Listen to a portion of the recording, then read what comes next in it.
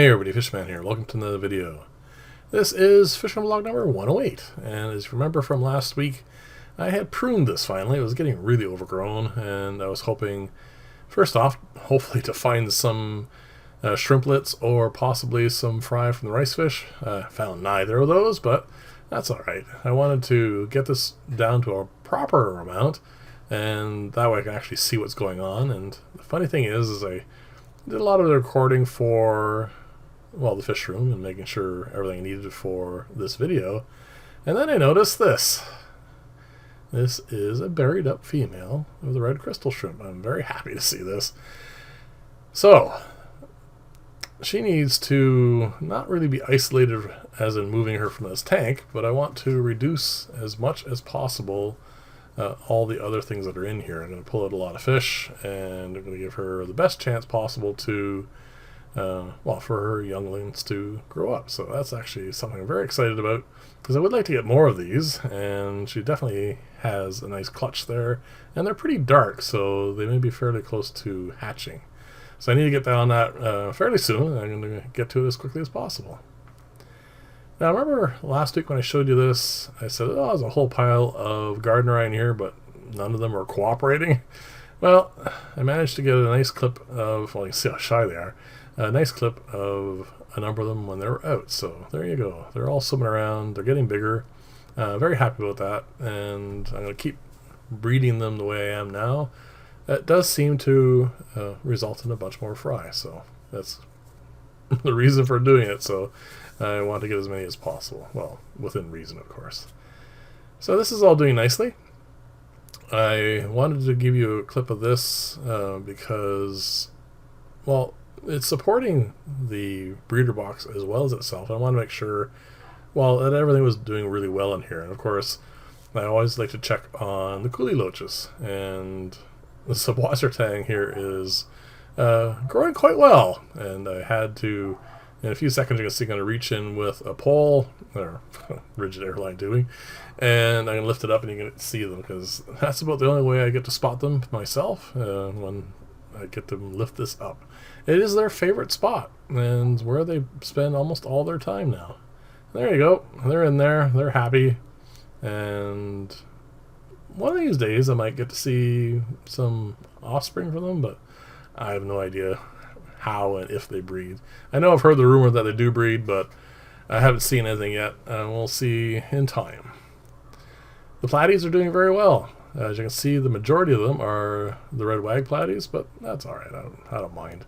As long as there are a number of both of them, that's all I really care about. Now, these two filters, I'm going to show you the back end as well today. I wanted to do an update on that. Maintenance-wise, none of them have been touched. I do the partial water changes, of course. A lot of the filters I design don't require a lot of on-hand time with them. They don't need regular maintenance, mostly because I don't want to do it. It's too much in the way of time-consuming things, and I'd rather spend time raising the fish and doing that sort of thing. So as you can see, here are the zebra danios. They're doing very, very well. Very happy with this. They're thriving. I may have to remove some of the plants out of this just to give them a bit more room, but so far they're fine. I'm not too worried about it. So this is the box filter, and it is with the platies, and it's been running untouched since I put it in here, and as you can see, it is perfectly fine. I put a larger pore sponge in there for that reason. I don't want to have it plug up too quickly. Now, this is the high humidity planter for the undergravel. It has a bit of a head start, of course, because it was already mature. But you can see the gravel part of the filter is doing really well, and I don't expect really to see too much in the way of these for quite some time. Now, I had got some watercress, and I want to do some aquaponics with them. This is the one that wasn't rooting well, and I left it in here to bubble, and I think it's going to be okay.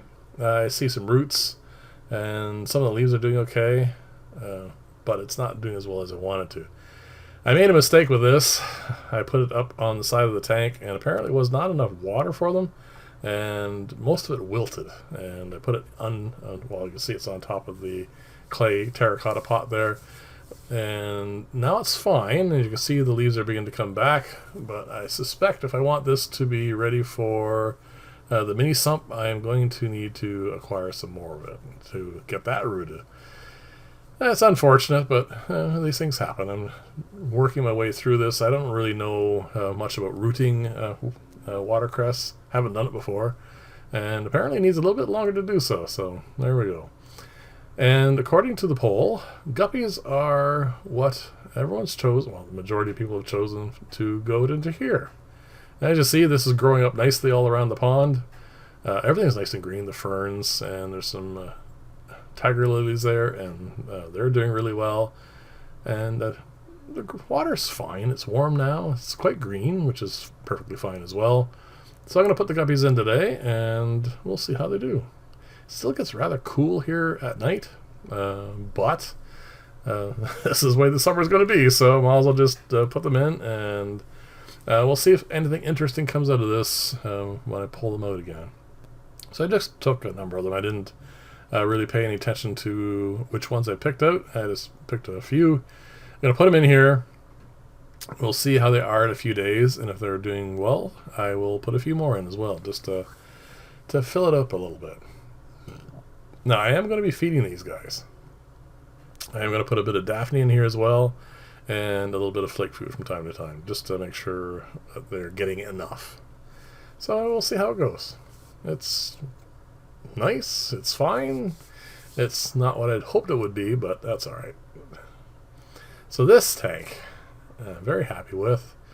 I'm not sure how many of the leopard Danio fry I have in here, but you can see they're beginning to swim around a lot more now. I put a lot of infusoria, like free-floating algae, paramecia, all sorts of stuff in here, so it is difficult to see. That's why I was very happy about that leaf being there, because it gives a bit of contrast. So when they swim around that, you can see them quite well, and they're doing okay. So I'm very happy. They're going to grow up, and we'll see how they compare with growing the zebra Danios. I haven't shown you this in a couple of weeks, so I wanted to show you the top, because this is filling out really well. I'm getting to the point now where I think this style is definitely what I like for the tops of my tanks. Can't really cultivate it on every part of my fish room, but here it's wonderful. I really do like having this nice and green and filled, and of course with high humidity planters as well. And as you can see in the, well, just a little bit of it in the far left there, I need to take out the ultra deep underground filter still. So. And as I've said many times, I want to put more Java fern on this, but I think this one Java fern is going to take over the whole tank. I still need to put some stuff out there, so I will. The lily is doing very well. You see it had flowered. I had meant to show you that last week when it was still sticking up and just blooming, but I didn't get to it.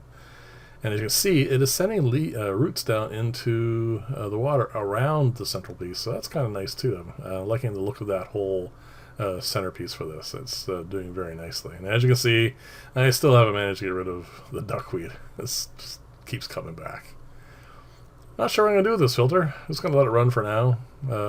It's fine. It's not doing anything untoward. It's going to keep on doing it, I suspect. I had pruned this in half, and as you can see, it's already spreading out yet again. And the last clip will be the other half of this in one of the new tanks I'm setting up. So thank you very much for watching. Let me know what you think of all the bits and pieces. I'm very happy about the berried up shrimp, and hopefully we'll get some shrimplets out of that. So I'll see you in the next video, and thank you very much for watching, and bye for now.